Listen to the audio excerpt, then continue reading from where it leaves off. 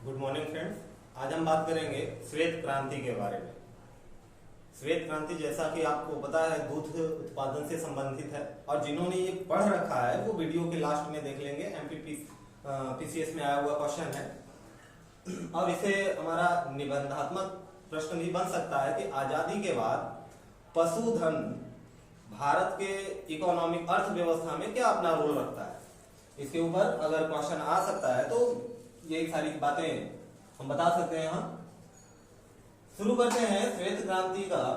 अच्छा, श्वेत क्रांति की जरूरत क्यों पड़ी, पहले इस पे हम बात कर लेते हैं। तो जब हम देखते हैं कि आजादी के बाद से लेके 47 में देश हमारा आजाद हुआ और 1970 तक जो वार्षिक विकास दर था दूध को लेके, दूध उत्पादन को लेके, वो बस 1% था। 1970 के लगभग में जब 8वीं पंचवर्षीय योजना लागू हुई तो 8वीं पंचवर्षीय योजना की वजह से जो क्रांति आई, उस क्रांति में दूध का उत्पादन बढ़ गया वार्षिक सालाना 4.5, 1 से बढ़ के हो गया 4.5%। क्लियर है बात? अच्छा, ये जो क्रांति है ये किसी न किसी माध्यम से शुरू हुआ होगा। तो इस क्रांति को शुरू करने के लिए गवर्नमेंट ने राष्ट्रीय डेयरी विकास कार्यक्रम नामक एक संस्था बनाया। संस्था का काम क्या था भाई? संस्था का काम था कि ऑपरेशन फ्लड चलाना। फ्लड मींस बाढ़। तो ऑपरेशन बाढ़ चलाना था। किसका बाढ़? दूध का। 3 ऑपरेशन अप्लाई हुए थे। ऑपरेशन फर्स्ट, सेकेंड और थर्ड। फर्स्ट आया था आपका 1970 में, सेकेंड अप्लाई हुआ 80 से 83 तक और थर्ड वाला 85 से 94। क्लियर है बात? ये तीनों डेट वाइज आपको याद रखने हैं, पूछा जा सकता है कॉम्पिटिटिव एग्जाम में। अच्छा, इसमें हुआ क्या था भाई? जो पहला ऑपरेशन था तो पहले ऑपरेशन में तो ये किया गया कि पहले जो पुरानी डेयरियां हैं थोड़ी बहुत उनका विकास किया जाए और नई नई डेयरियों का स्थापना किया जाए। दूसरे में क्या किया? जब पहले में आपने नई डेयरियां बना दी तो मार्केट की जरूरत पड़ी। तो मार्केट पे जो काम किया गया वो दूसरे ऑपरेशन फ्लड में किया गया, जो कि 1980 से लेके 83 तक चला था। तीसरे ऑपरेशन फ्लड में क्या किया गया भाई? इसी को और व्यापक रूप में किया गया, यानी लगभग 23 राज्यों में शुरू कर दिया गया था तीसरे फ्लड तक। और 170 के ऊपर जिले ऐसे थे जहां पर राष्ट्रीय डेयरी विकास कार्यक्रम अपना वर्क कर रही थी। किसको लेके? श्वेत क्रांति को लेके, दूध उत्पादन को लेके। अब दूध उत्पादन किन किन जानवरों पे बेस्ड है? तो मेन जानवर आपके कौन है भाई दूध उत्पादन के लिए? गाय है, भैंस, बकरी, भेड़, सुअर का बेसिकली हमें दूध नहीं मिलता। सुअर हम मांस और चमड़ी के लिए सुअर पालन करते हैं। और सुअर के लिए आप एक चीज याद रखिएगा कि अभी तक यह स्वतंत्र रूप से विकसित नहीं हुआ है, यानी भारत में गवर्नमेंट स्वतंत्र रूप से इसका विकास नहीं हो पाया है भारत में। फिर भी देश में देखा जाए अगर तो 102.9 लाख सुअरों की संख्या है। हमें यहाँ ध्यान देना है बेसिकली इन 3-4 बातों पर। गाय के लिए बात करेंगे तो दूध के लिए आपको पता है भारत विश्व का पहला दूध उत्पादक देश है और विश्व की जितनी भी गायें हैं उसमें से 20% गाय अकेले भारत में है, 20% गाय अकेले भारत में है। ये 20% गाय भारत के कुल पशुधन का 38% गाय पे डिपेंड है। कुल पशुधन का 38% गाय पे हमारा इकोनॉमिक डिपेंड है।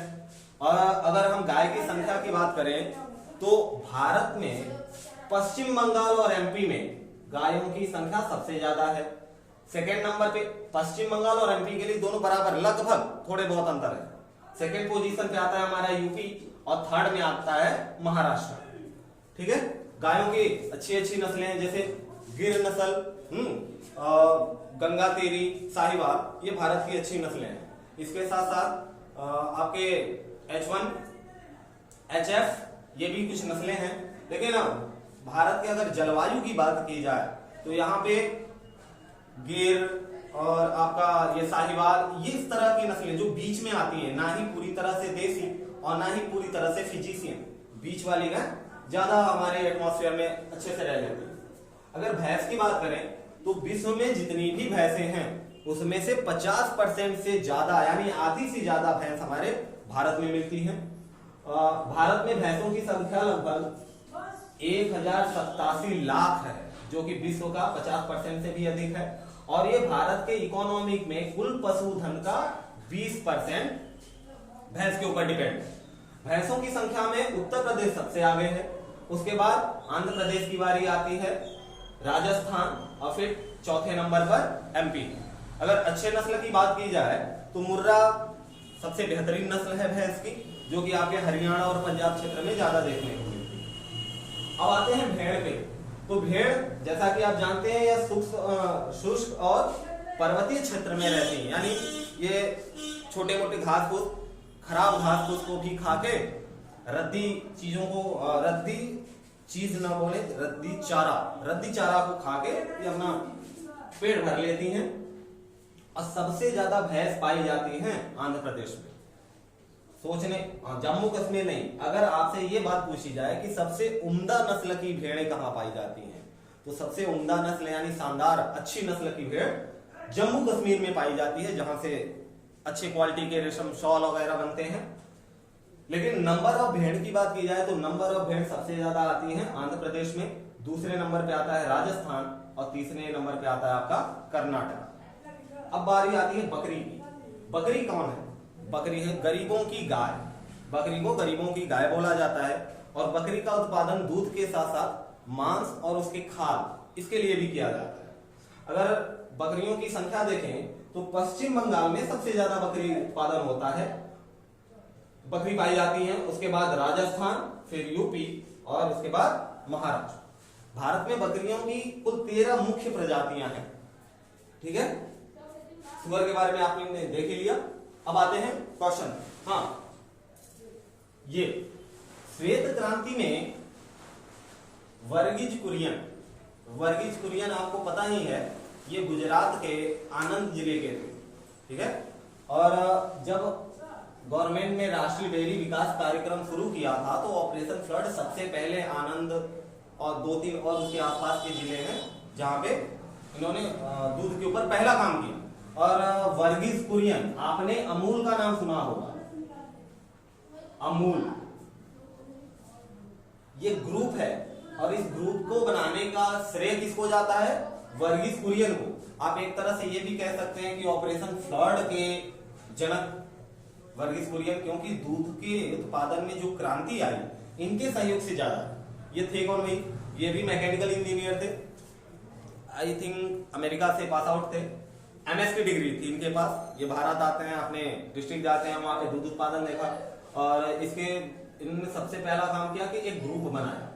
ठीक है, अमूल का मतलब है, ए का मतलब हुआ आनंद, मिल्क यूनियन लिमिटेड। ये किसी एक व्यक्ति का ग्रुप नहीं है, एक व्यक्ति इसका कोई मालिक नहीं है, पूरा ग्रुप चलता है जो जिस रेशियो में मिल्क प्रोडक्ट शेयर करता है उसी रेशियो में उसका प्रॉफिट होता है। क्लियर है बात? तो आप कह सकते हो कि वर्गीज कुरियन अमूल के फाउंडर हैं और भी ऐसे कई सारे संस्थाएं जिसके ये फाउंडर हैं और इन्होंने दूध क्रांति में एक अहम भूमिका निभाई थी। अब आते हैं क्वेश्चन जो हमारे एमपीपीएससी में पूछा गया है। ये श्वेत क्रांति से संबंधित एक क्वेश्चन आ चुका है एमपीपीएससी में 2013 में। क्वेश्चन है, निम्न में से कौन श्वेत क्रांति से संबंधित है? ऑप्शन है एबीसीडी में पीजे कुरियन, वर्गीज कुरियन। आंसर तो दिख रहा होगा वर्गीज कुरियन। लेकिन जरा डिस्कस कर लेते हैं पीजे कुरियन कौन। तो पीजे कुरियन आपके केरल के रहने वाले भारतीय राजनीतिज्ञ हैं, जो उपाध्यक्ष भी हैं आपके लोकसभा में।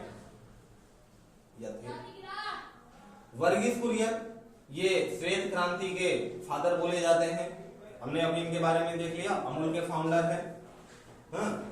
एमएम स्वामीनाथन ये हरित क्रांति के जनक बोले जाते हैं, फादर ऑफ ग्रीन रिवॉल्यूशन। प्रेम बिहारी के बारे में शायद ही आप जानते हो, ये वो शख्स हैं जिन्होंने अपने हाथ से बाई हैंड रिटन संविधान लिखा था। अपने हाथ से संविधान लिखने वाले कौन? प्रेम बिहारी। एक इनके बारे में आंसर आपको मिल गया है। प्रेम बिहारी के बारे में एक रोचक तथ्य है कि जब नेहरू जी इनके पास आए और बोले कि भाई आपको संविधान लिखना है तो बताइए क्या पैसे वैसे कितना लेंगे, क्या करेंगे, तब इन्होंने कहा कि भाई हमें पैसे नहीं चाहिए, लेकिन हम जितने पेज पे संविधान लिखेंगे उस हर एक पेज के लास्ट में अपना नाम जरूर लिखेंगे। इसी शर्त पे प्रेम बिहारी का नाम आता है संविधान लिखने में। क्लियर है? देख लीजिए, और भी इंपॉर्टेंट क्वेश्चन बन सकते हैं इसे लिख के। अगर आप वाकई यूपीएससी की तैयारी कर रहे हैं तो श्वेत क्रांति भारत के अर्थव्यवस्था पर आजादी के बाद क्या प्रभाव डालती है विवेचना करिए। ऐसा कुछ क्वेश्चन बना के आप लिखने की कोशिश करिएगा। मिलते हैं फिर।